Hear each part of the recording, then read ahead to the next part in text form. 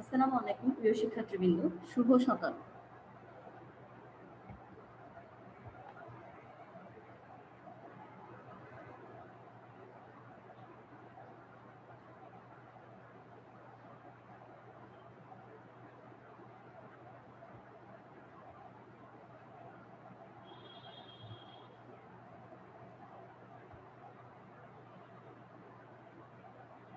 সাইদ, তুমি কি আমাকে শুনতে পাচ্ছ? শুভ সকাল। আসসালামু আলাইকুম স্যার। ওয়ালাইকুম সালাম।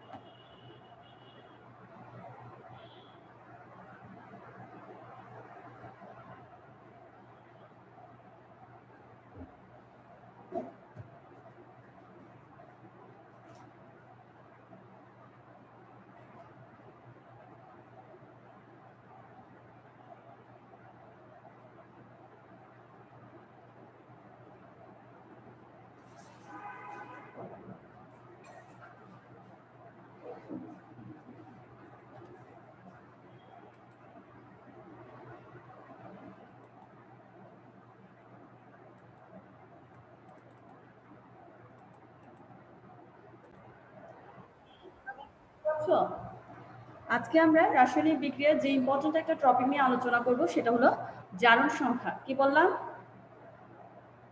জারণ সংখ্যা নিয়ে আমরা আজ আলোচনা করব।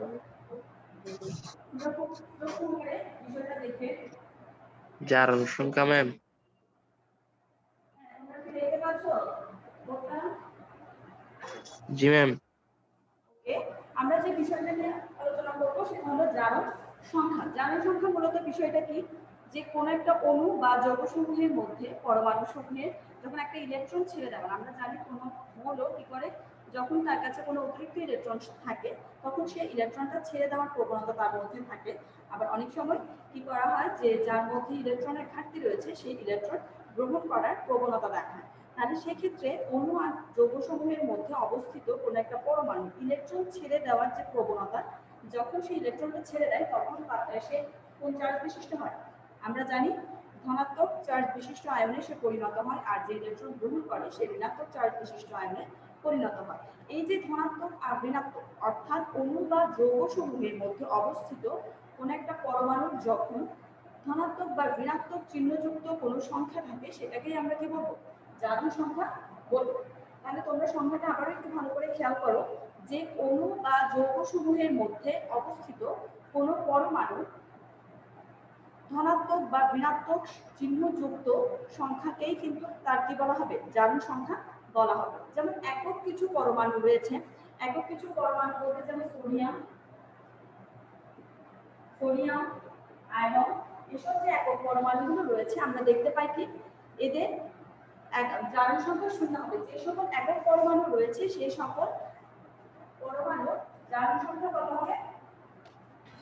শূন্য।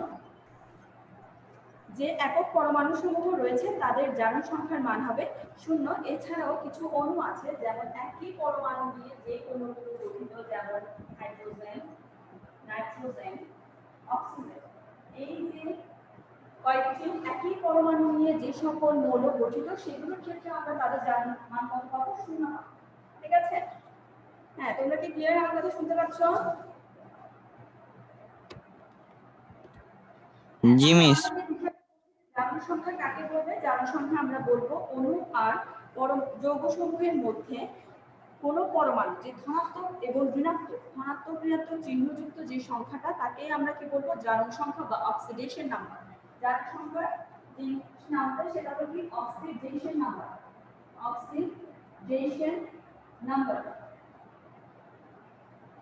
আমরা দেখেছি কি যে সকল একক পরমাণু সমূহ রয়েছে যেমন সোডিয়াম, আয়রন, এদের জারণ সংখ্যার মান হয় শূন্য। এছাড়া একই পরমাণু নিয়ে যে সকল অণু গঠিত তাদের জারণ সংখ্যার মান আমরা দেখতে পাই কি? শূন্য হতে দেখা যায়। ঠিক আছে? তাহলে আমরা এই জারণ সংখ্যাগুলো কিভাবে নির্ণয় করব?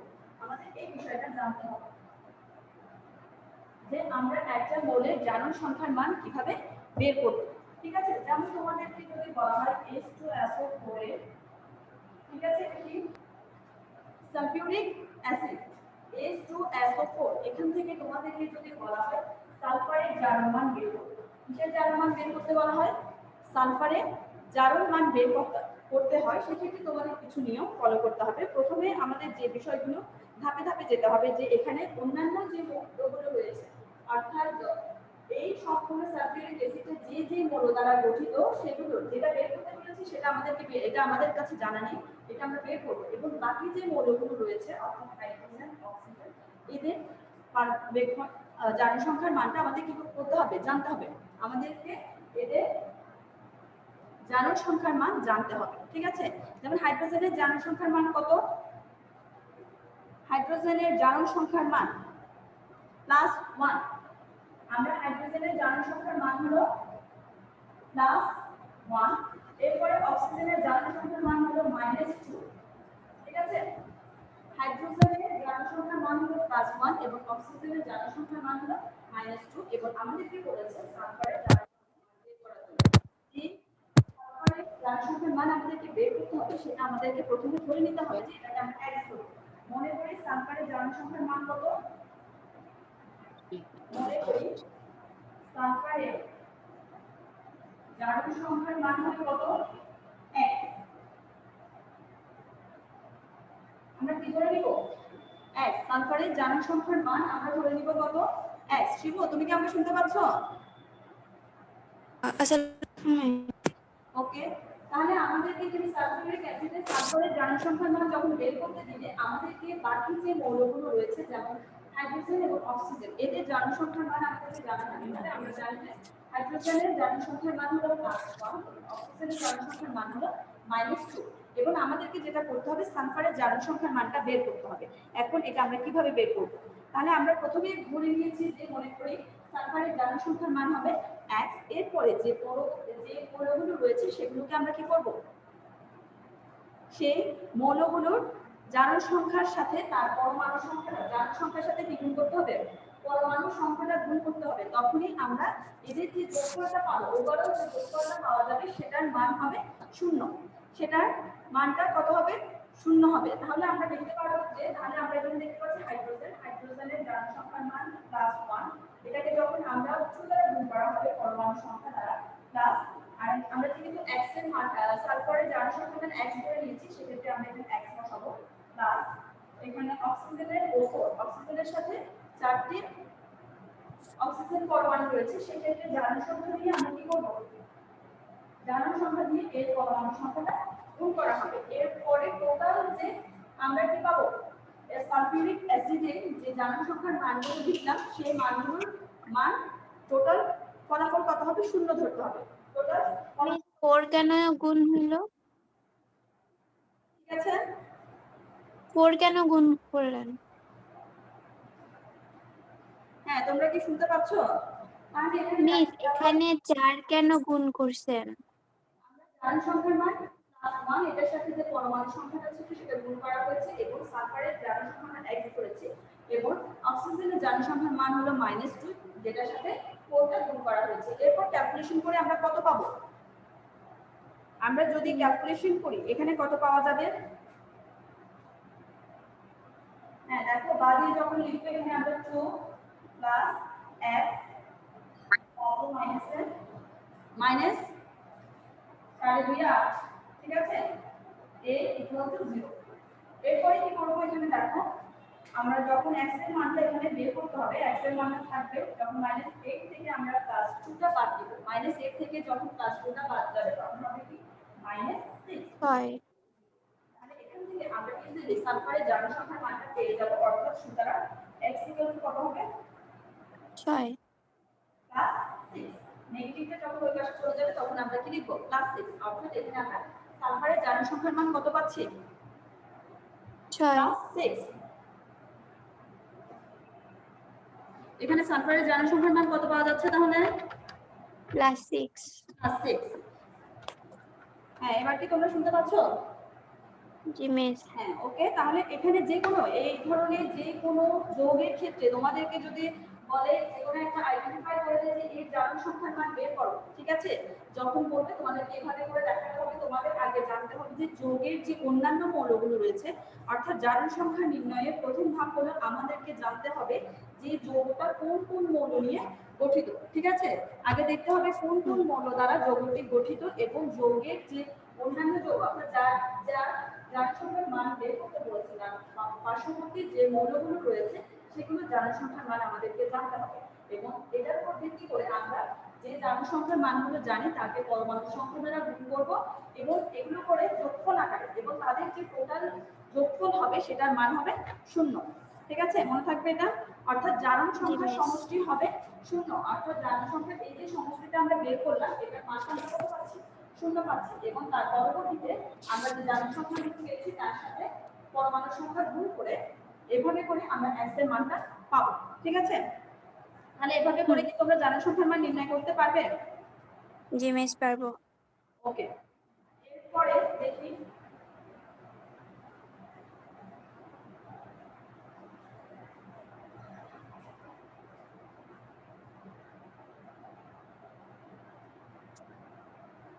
আরেকটি মৌলের ক্ষেত্রে যদি বের করতে বলে যেমন K2CR2O7 পটাশিয়াম K2CR2O7, হ্যাঁ দেখতে পেয়েছো?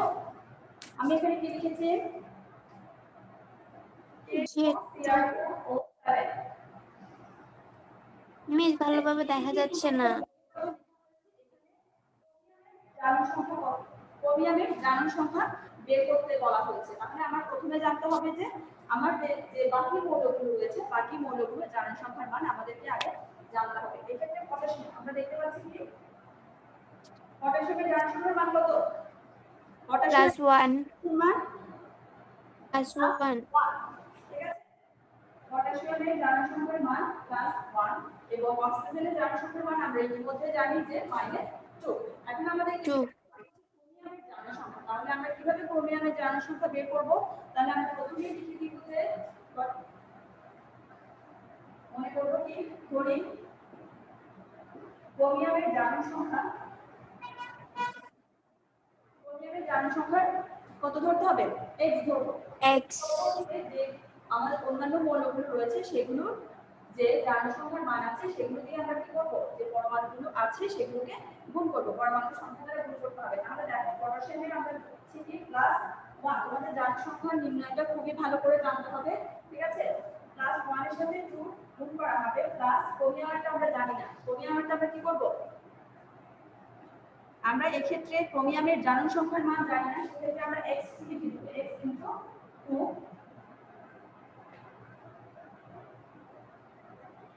x * 2 প্লাস আমরা অক্সিজেন লিখছি, অক্সিজেনের -2 * 7। আর আমরা যে কথাটা বলেছি জারণ সংখ্যা নির্ণয়ের একটা পদ্ধতি হলো জারণ সংখ্যার টোটাল যে জারণ সংখ্যার সমষ্টিটা আসবে সেটা হবে 0, সেটা হবে 0। তাহলে এই ক্ষেত্রে আমরা x এর মানটা বের করব। যদি আমরা x এর মান বের করতে পারি তাহলে আমরা বলতে পারবো যে ক্রোমিয়ামের জারণ সংখ্যার মান, তারপরে দেখো দিয়ে আমরা এই ক্যালকুলেশনটা করব +2 + 2x + -27 14 = 0, ঠিক আছে? হ্যাঁ তোমরা কি দেখতে পাচ্ছ? এখানে আমরা জি মিস যেহেতু ক্রোমিয়ামের সাথে দুটো পরমাণু সংখ্যা x হিসেব হবে * 2 * 7 14 = 0। এখান থেকে আমরা কি বের করব? 12 আসবে। আমাদের এখান থেকে কি হবে? আমরা যখন -14 থেকে +2 টা বাদ দিব তখন আমরা কি পাবো? -12 + 2x = 0 বা এখানে আমরা 2x টাকে যদি রেখে দিই এবং +12 -12 টাকে ওই পাশে ট্রান্সফার করি সেক্ষেত্রে হবে +12 বা x = 12/2, অর্থাৎ আমরা x এর মান পাবো কত? 6 + 6। তাহলে ক্রোমিয়ামের জারণ সংখ্যার মান কত হবে? ক্রোমিয়ামের জারণ সংখ্যার মান কত পাবো?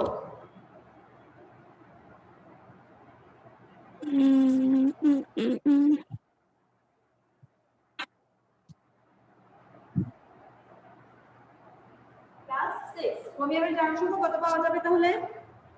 +6। তাহলে তোমরা এভাবে করে কি জারণ সংখ্যার মান নির্ণয় করতে পারবে? হ্যাঁ পারবো। ওকে, আশা করি সকলে পারবে এগুলোর মান নির্ণয় করতে। তোমাদেরকে একটা হোমওয়ার্ক দিচ্ছি, সেটা একটু তোমরা নোট করে রাখো। এই নিয়মটা কি তোমাদের বলা হয়েছে? এভাবে করে তোমরা জারণ সংখ্যার মানটা নির্ণয় করবে। এবং তোমাদেরকে আমি আরেকটা হোমওয়ার্ক দিচ্ছি, সেটা দেখো একটু, তোমরা খাতায় তুলে নেবে সেটা।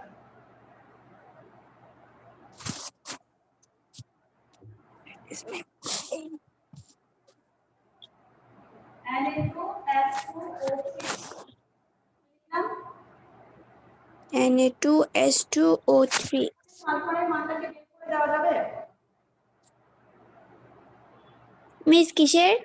সালফারের হ্যাঁ পারা যাবে।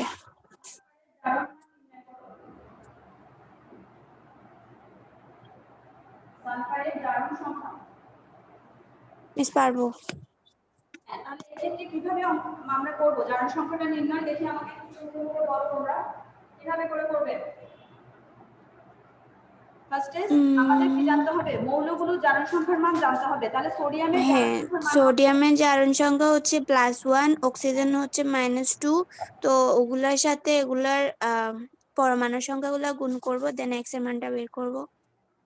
ওকে, এরপরে সালফারেটটা আমাদেরকে বের করতে হবে। সালফারেটটা আমরা ধরবো 1, ঠিক আছে? সালফারেটটা আমরা কত ধরবো জারণ সংখ্যার মান? x ধরবো, ঠিক আছে? তারপর অক্সিজেনের জারণ সংখ্যার মান কত? +-2। অক্সিজেনের জারণ সংখ্যার মান দেখি কাকিরা বলো, অক্সিজেনের জারণ সংখ্যার মান কত? -2। অক্সিজেনের জারণ সংখ্যার মান -2। -2। তাহলে এই ক্ষেত্রে দেখি বলো সালফারের জারণ সংখ্যার মান কত আসবে? আমাকে একটু তোমরা ক্যালকুলেশন করে বলো। এখানে আমরা Na2S2O3 এই যে একটা যৌগ লিখলাম, এখানে সালফারের জারণ সংখ্যার মান কত হবে? মিস +6।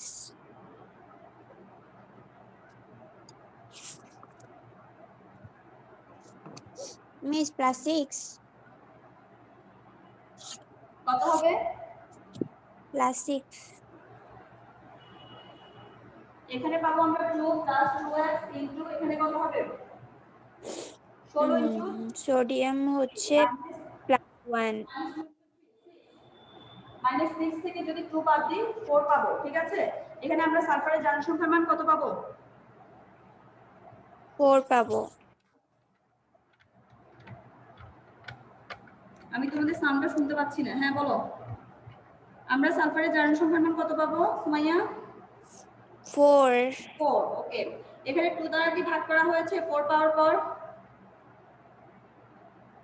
এখানে সালফারের সাথে একটা 2 আছে, সেটা কি খেয়াল করেছো? সালফারের সাথে এখানে কিন্তু একটা 2 আছে। মিস 4 হলো ওটা 2 এর সাথে গুণ হবে আর কি।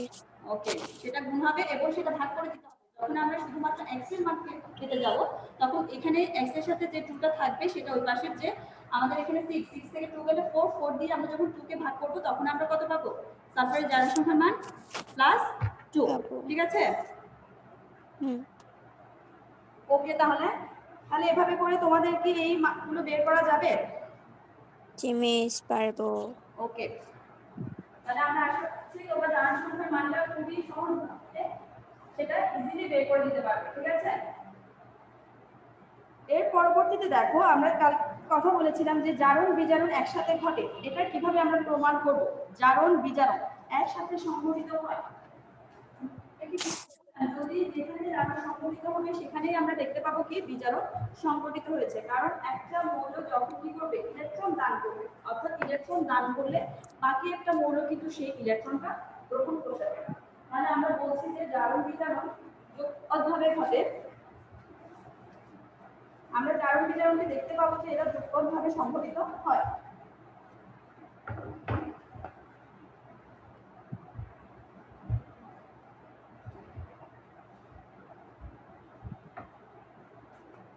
জারণ বিজারণ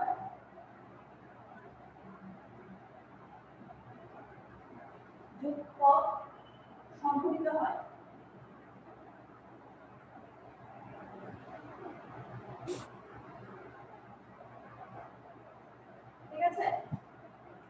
আমরা দেখবো কি জারণ বিজারণ যুগপৎ ঘটে, এই ব্যাখ্যাটা আমরা কিভাবে দিব। আমরা যদি একটা বিক্রিয়ার ক্ষেত্রে এই জিনিসটা আমরা একটু বুঝিয়ে দিব যে জারণ বিজারণ একসাথে সংঘটিত হয়। যেমন আমরা সোডিয়াম ক্লোরাইডের ক্ষেত্রে বিবেচনা করতে পারি। আমরা যেমন কি সোডিয়াম যখন ক্লোরিনের সাথে বিক্রিয়া করে তখন সে কি উৎপন্ন করে? Sodium chloride. সোডিয়াম যখন ক্লোরিনের সাথে বিক্রিয়া করে কি উৎপন্ন করে?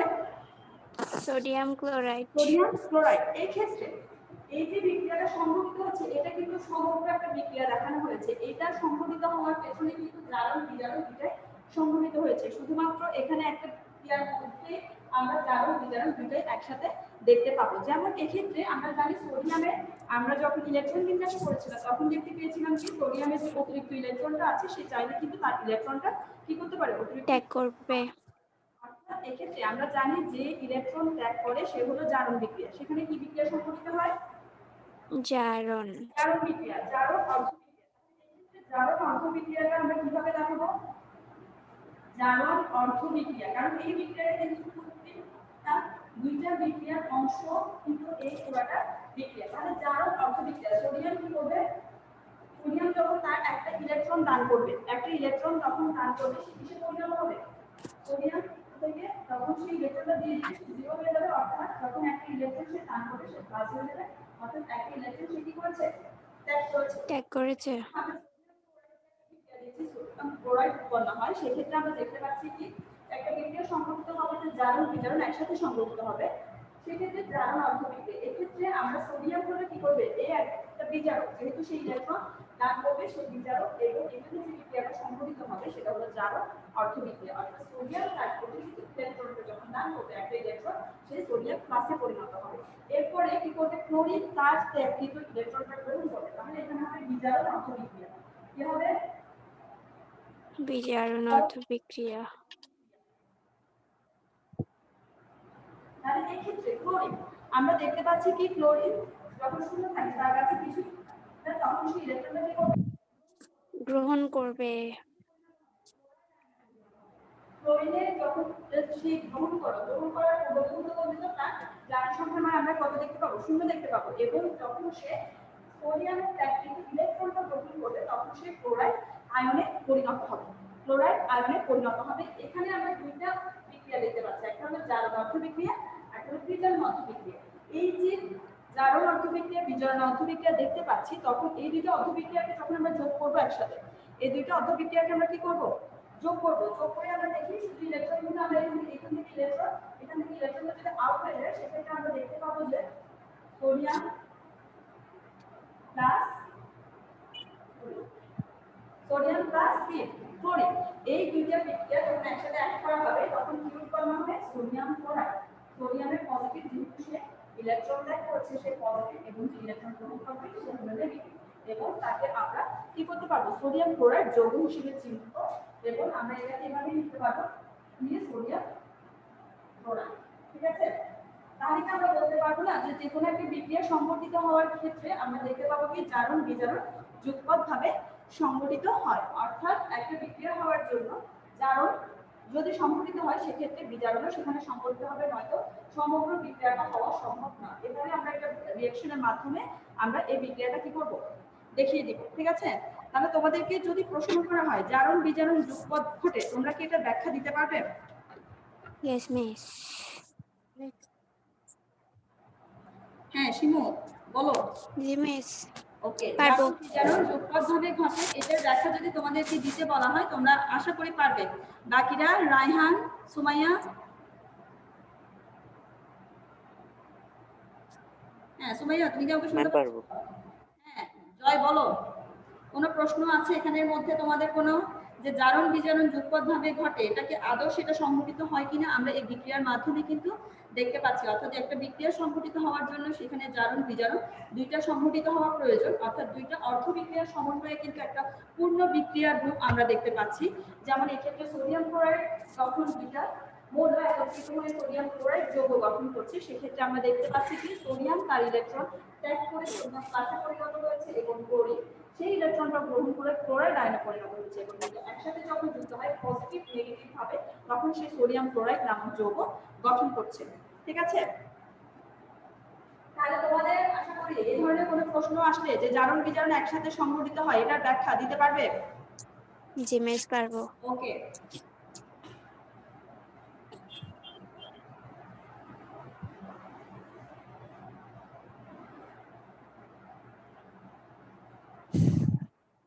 এরপরে আমরা আজকে আরো কিছু বিষয় জানবো যে এখানে যে বিক্রিয়াগুলো হচ্ছে আমরা বলছিলাম কি বিজারক ইলেকট্রন দান করে নাকি গ্রহণ করে, দেখি বলো।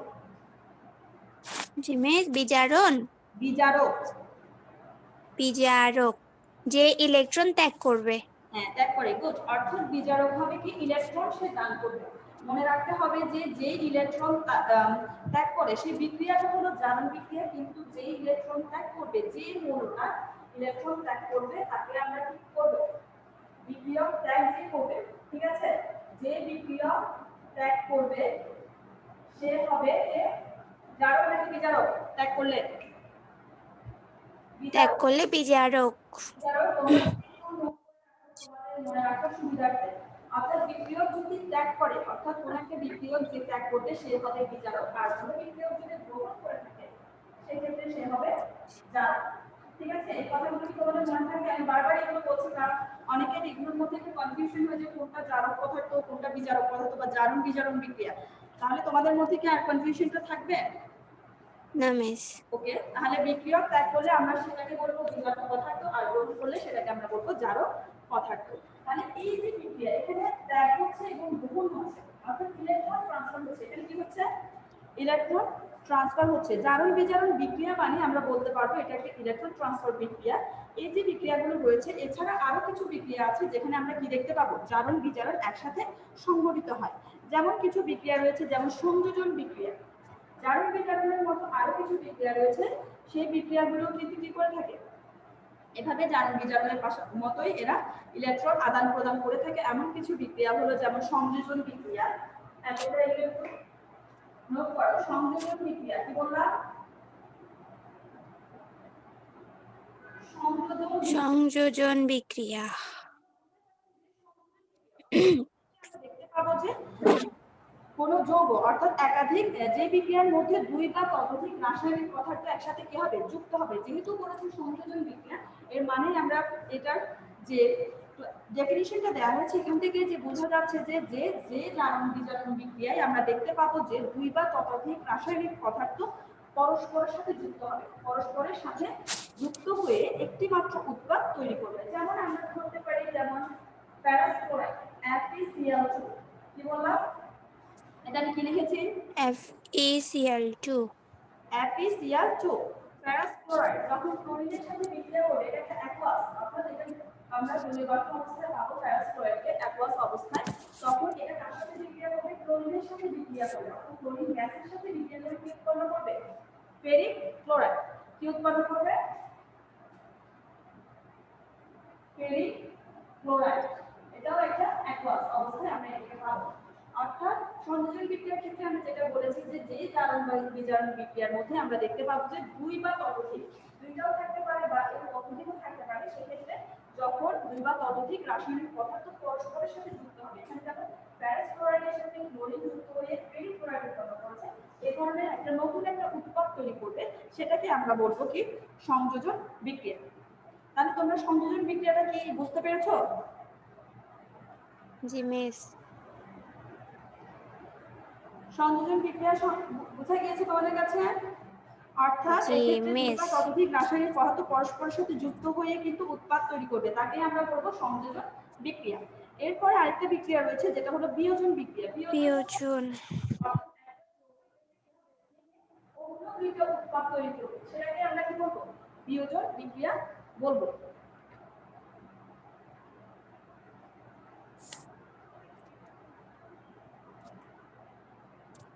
হ্যাঁ, বিয়োজন বিক্রিয়া মূলত আমরা কাকে বলবো?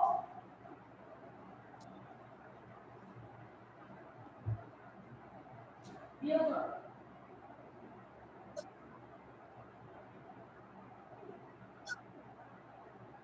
এই বিক্রিয়ার ক্ষেত্রে আমরা দেখতে পাবো কি যে জারণ বিজারণ বিক্রিয়ার ক্ষেত্রে আমরা দেখা যাবে একটা যৌগ ভেঙে যদি সেক্ষেত্রে একাধিক অর্থাৎ একের অধিক যৌগ বা মৌল তৈরি করে তাদেরকে আমরা বলবো বিয়োজন বিক্রিয়া। যেমন আমরা একটা উদাহরণ হিসেবে বলতে পারি ফসফরাস পেন্টাক্লোরাইড PCl5, PCl5 কি লিখলাম এটা PCl5 হ্যাঁ এটাকে আমরা কি বলবো ফসফরাস পেন্টাক্লোরাইড ফসফরাস পেন্টাক্লোরাইড যখন থাকলে এক্ষেত্রে এইটা একটা যৌগ এই যৌগটা ভেঙে কিন্তু কি হতে পারে দুইটা অন্য মৌল সেটা তৈরি করতে পারে এই যৌগটা ভেঙে আমরা দুই বা ততোধিক কি পেতে পারি মৌল পেতে পারি তাহলে আমরা বলতে পারবো যে যে সকল যৌগ ভেঙে দুই বা একাধিক মৌল তৈরি করে আমরা তাকে বলবো বিয়োজন বিক্রিয়া যেমন ফসফরাস পেন্টাক্লোরাইডটা ভেঙে ফসফরাস ট্রাইক্লোরাইড উৎপন্ন করতে পারে ফসফরাস ট্রাইক্লোরাইড এবং ক্লোরিন উৎপন্ন করতে পারে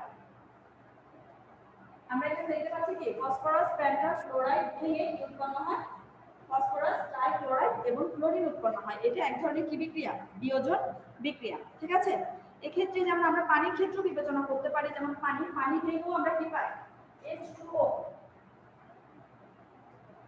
আমরা দেখতে পাবো যে H2O কিন্তু এক ধরনের বিয়োজন বিক্রিয়া যখন পানিটা ভাঙবে এটা তড়িৎ বিশ্লেষণ পদ্ধতিতে করা হয় এই যে বিক্রিয়াটা রয়েছে সেটা আমরা প্রত্যক্ষের মাধ্যমে তড়িৎ বিশ্লেষণের মাধ্যমে অর্থাৎ এখানে কোন একটা তড়িৎ বিশ্লেষক পাত্র নিয়ে সেখানে যদি আমরা পানিকে ভাঙতে চাই সেক্ষেত্রে আমাদের দেখা যাবে কি পানি থেকে হাইড্রোজেন এবং অক্সিজেন নামক দুটো মৌল তৈরি হয়েছে ঠিক আছে হাইড্রোজেন এবং অক্সিজেন নামক কি তৈরি হবে দুইটা মৌল তৈরি হবে এই ক্ষেত্রে যদি আমাদের বিক্রিয়াটা কি থাকে সমতা করা না থাকে আমাদের প্রয়োজন আছে সমতা করতে দেওয়া ঠিক আছে আমরা এখানে দেখতে পাচ্ছি যে অক্সিজেন দুইটা রয়েছে কিন্তু এর পাশে আমরা অক্সিজেন একটা দেখতে পাচ্ছি সেক্ষেত্রে আমাদের এখানে একটা টু অ্যাড করতে হবে ঠিক আছে আমরা দেখতে পাচ্ছি পানি ভেঙে সেক্ষেত্রে আমরা কি পাবো বিয়োজন বিক্রিয়ার ক্ষেত্রে হাইড্রোজেন এবং অক্সিজেন দুইটা মৌল পাবো এবং আমরা যখন বিক্রিয়াটা দেখবো যে এটা সমতা নেই সেক্ষেত্রে আমরা সমতাটা করে দিব অর্থাৎ দেখো এখানে হাইড্রোজেন আমরা দেখতে পাচ্ছি হাইড্রোজেন দুইটা ছিল এখানে অক্সিজেন একটা ছিল বিধায় আমরা আরেকটা টু এখানে অ্যাড করেছি যখন এটা টুতে আমাদের সেক্ষেত্রে আমরা হাইড্রোজেনের পরিমাণটা বেড়ে গিয়েছে অর্থাৎ এখানে আমরা 2 to 4 অর্থাৎ হাইড্রোজেন এখানে কয়টি হয়ে গেছে চারটি সেক্ষেত্রে আমাদের এখানে যে অক্সিজেন হাইড্রোজেন দুইটা রয়েছে সেক্ষেত্রে আমরা যদি আরেকটা টু অ্যাড করি এক্ষেত্রে আমাদের পুরো বিক্রিয়াটা কি হবে সমতাপূর্ণ হবে ঠিক আছে ওকে তবে এটা তাহলে বিয়োজন বিক্রিয়া আমরা মনে রাখবো যে যৌগ ভেঙে যদি অন্য কোনো মৌল তৈরি হয় দুই বা ততোধিক মৌল তৈরি হয় সেটাকে আমরা বলবো বিয়োজন বিক্রিয়া এর আরেকটা বিক্রিয়া রয়েছে যেটাকে বলা হবে প্রতিস্থাপন বিক্রিয়া কি বললাম প্রতিস্থাপন বিক্রিয়া অর্থাৎ একটা জায়গায় আমরা প্রতিস্থাপন করতে কোনটাকে বলি অর্থাৎ একটা যৌগের জায়গায় যদি আরেকটা মৌল এসে দখল করে সেক্ষেত্রে আমরা সেটাকে বলবো প্রতিস্থাপন বিক্রিয়া প্রতিস্থাপন বিক্রিয়া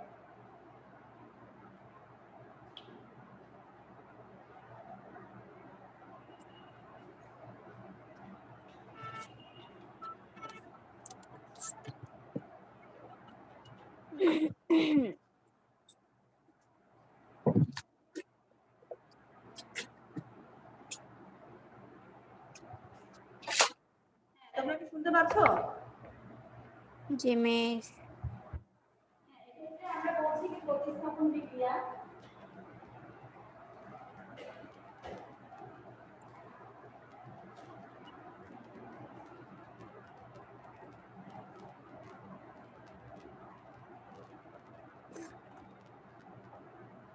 প্রতিস্থাপন বিক্রিয়া বলতে আমরা কি বুঝবো যখন কোনো অধিক সক্রিয় মৌল বা যৌগমূলক অপর কোনো সক্রিয় মৌল বা যৌগমূলক প্রতিস্থাপন করবে অর্থাৎ একটা জায়গায় খেয়াল রাখতে হবে অধিক সক্রিয় মৌল বা যৌগমূলক অপর কোনো সক্রিয় মৌল বা যৌগমূলকে প্রতিস্থাপন করে নতুন একটা যৌগ তৈরি করে সেটাকে আমরা কি বলবো প্রতিস্থাপন বিক্রিয়া বলবো যেমন আমরা জিঙ্ক আর সালফিউরিক